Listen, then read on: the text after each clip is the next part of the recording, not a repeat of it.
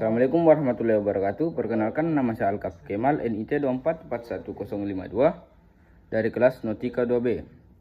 Pada kesempatan kali ini saya akan menjelaskan proses kerja kapal LNG.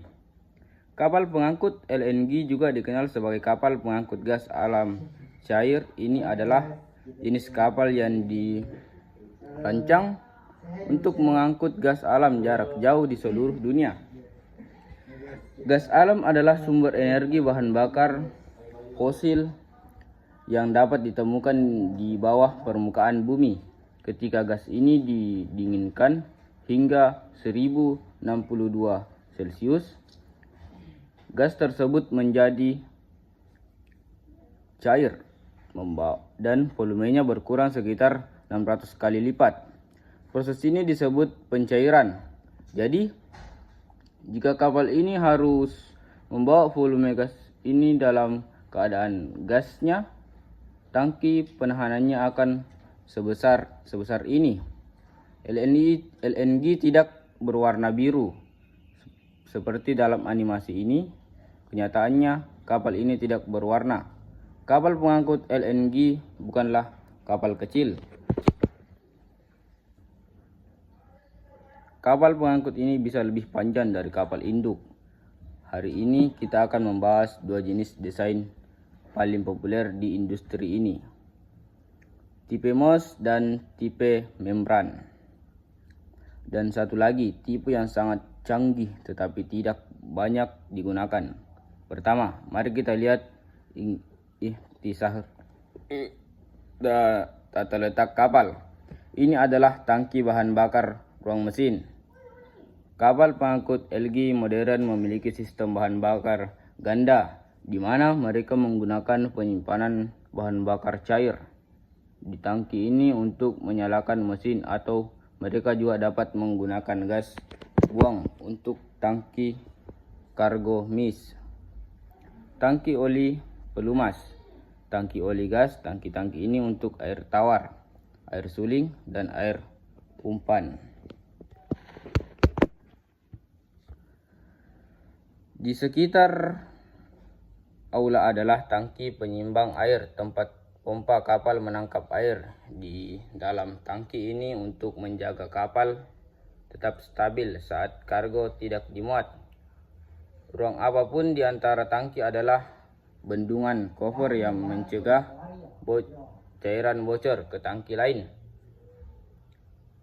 Kompartemen kemudi, instalasi refleksi, sekuci penyelamat, akomodasi untuk anggota awak kapal, jembatan rantai, loker, tangki kering forepeak.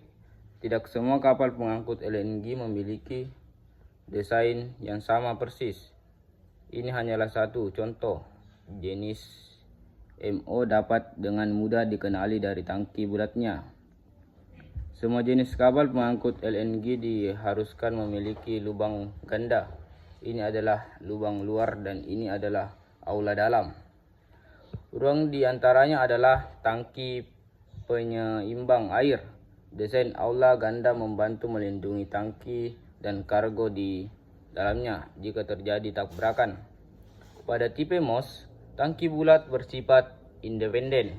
Tangki ini bukan bagian dari aula kapal. Sebaliknya, tangki ini didukung oleh rok pendukung yang terbuat dari baja berkautan tarik tinggi. Ini adalah penghalang utama yang terbuat dari panduan aluminium. Lapisan insulasi terbuat dari busa poliuretan atau poyene. Penutup tahan cuaca di atas baki tetesan ini digunakan untuk mengumpulkan dan menampung kebocoran cairan. Ruang kosong di sini disebut ruang suara dan diisi dengan nitrogen untuk pencegahan kebakaran dan isolasi termal. Tangki tipe membran desain ini memiliki kelebihan dibandingkan tangki bulat untuk kapasitas kargo. Tangki lebih persegi panjang dan terdiri dari beberapa lapisan penghalang primer dan penghalang sekunder. terbuat dari baja, tahan karat atau infar di hal kapal. Ruang di antaranya untuk isolasi menggunakan kotak kayu, lapis V dengan poute tangki LNG terintegrasi langsung ke hal kapal. Integrasi ini menghasilkan pemanfaatan tangki membran tangki SPB. Jenis desain ini membuat pembawa LNG sangat mirip dengan kapal tanker minyak tangki.